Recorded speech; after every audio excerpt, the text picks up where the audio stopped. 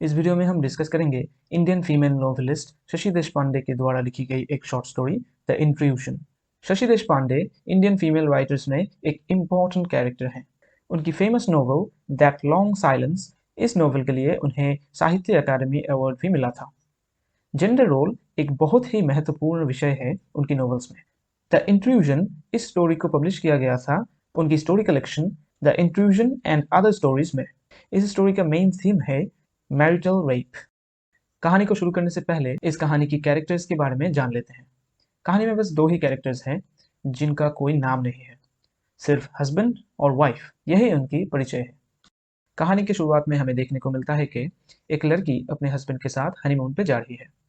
वो लोग एक रास्ते से जा रहे थे जो रास्ता इतना नैरो था कि अगर कोई अपने दो हाथ एक साथ उठाए तो वो दोनों तरफ के घरों को छू सकता है।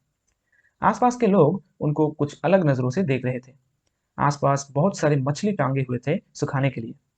उस लड़की को लगा अगर ये मछली पकड़ने वाली गांव है तो यहाँ समंदर होना चाहिए। कुछ देर चलने के बाद उन्हें समंदर भी दिख जाता है। नोट करने वाली बात यह है कि इस कहानी में वो लड़की अपने हस्बैंड को दैट मैन, यानी कि वो आदमी कह के बुलाती है। मतलब उसे लगता है कि उसकी हस्बैंड एक स्ट्रेंजर है। वो ये क्यों सोचती है ये हम कुछ ही देर में जान जाएंगे। चलने के दौरान उसे बहुत तकलीफ हो रही थी क्योंकि उसने साड़ी और हाई हील्स पहने हुए थे। अचानक से उसके हस्बैंड जोर से उसकी हाथ पकड़ लेता है जिससे कि वो गिर ना जाए, लेकिन उसे ये पसंद नहीं आता। वो अपने हाथ को छुड़ाने की कोशिश करती है लेकिन कर नहीं पाती। चलते चलते वो देखती है कि आसपास बहुत सारे शंख पड़े हुए हैं। एक को उठाने के लिए वो नीचे झुकती है, लेकिन वो डर जाती है ये देख करके उस शंख के अंदर का जीव अभी भी जिंदा है और वो मूव कर रहा है। वो उसको फेंक देती है और उसके हस्बैंड के पीछे चलने लगती है।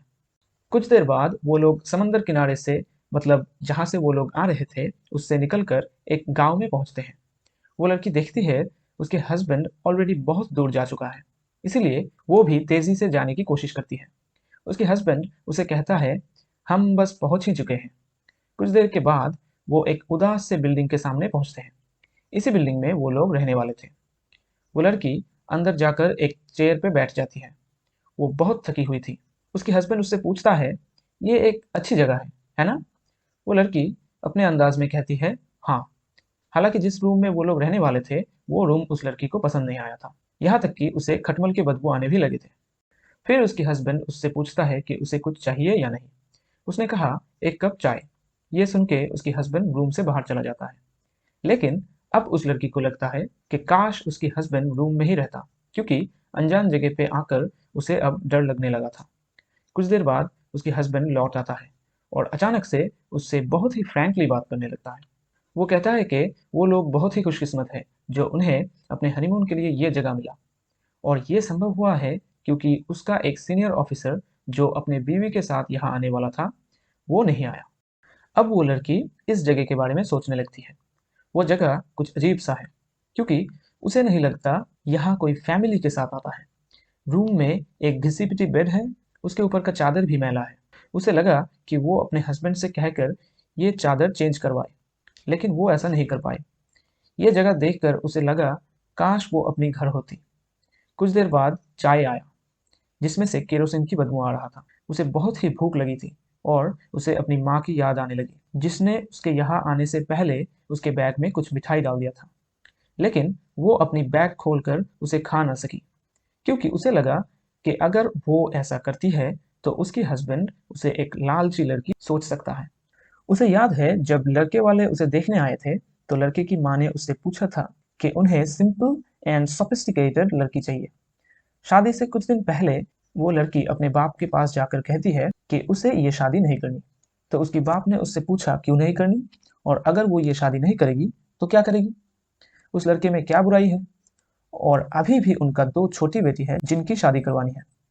उस लड़के में क्या बुराई है? इसका कोई जवाब उस लड़की के पास नहीं था। ये सब कुछ वो मन ही मन में सोच रही थी। कुछ देर बाद उसकी हस्बैंड उसके करीब आया और उसने उसे एम्ब्रेस करने की कोशिश की।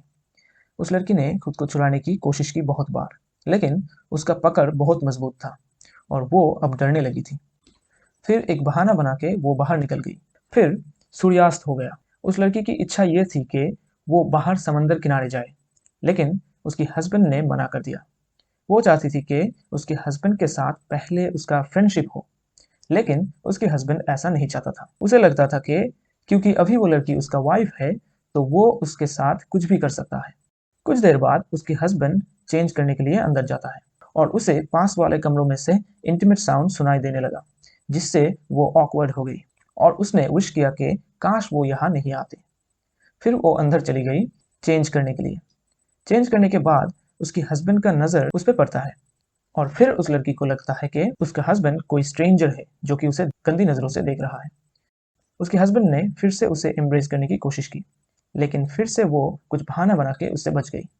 लेकिन इस बार उसकी हस्बैंड गुस्सा हो गया। उसने उससे कहा कि वो उसको इग्नोर कर रही है। धीरे धीरे वो अपने हस्बैंड से कहा कि वो लोग अभी एक दूसरे को ठीक तरह से जानते भी नहीं है, और उसकी हस्बैंड जोर से कहता है अभी वो हस्बैंड एंड वाइफ है और वो उसे जानने के लिए ही उसके पास आ रहा था। लेकिन उस लड़की को ये अच्छा नहीं लगा। वो चाहती थी कि पहले वो दोनों अच्छे दोस्त बने। अभी के लिए वो चाहती है कि वो लोग पूरी रात बात करें अपने बारे में, अपने पसंद नापसंद के बारे में। लेकिन ये उसके हस्बैंड को पसंद नहीं था। गुस्सा होकर उसके हस्बैंड सो गया और उसने भी सोने की कोशिश की। लड़की को लगा अगर ये बात उसके घर वालों को पता चला तो उनकी बदनामी होगी। ये सब सोचते सोचते उसे कब नींद आ गई उसे पता ही नहीं चला। जब वो नींद से उठी तो उसने देखा कि शायद उसके ऊपर से लहर जा रहा है। असल में वो पूरी तरीके से जागी नहीं थी। जब उसने अपना आंखें खोली तो उसे पता चला कि कोई लहर नहीं है, यह उसकी हस्बैंड है जो कि अपने आप को उसके ऊपर जबरदस्ती फोर्स कर रहा है। उसने उसको अपने ऊपर से हटाने की बहुत कोशिश की, लेकिन वो कर नहीं पाई। एट लास्ट सब कुछ रुक गया। उस लड़की को बहुत रोना आया। उसे लगा कि उसकी प्राइवेसी बुरी तरीके से हर्ट हो गई है। उसने देखा कि उसके हस्बैंड अब चैन से सो रहा है। तो यहाँ ये स्टोरी खत्म होती है और ये स्टोरी एक बहुत ही शानदार एग्जाम्पल है मैरिटल रेप के बारे में।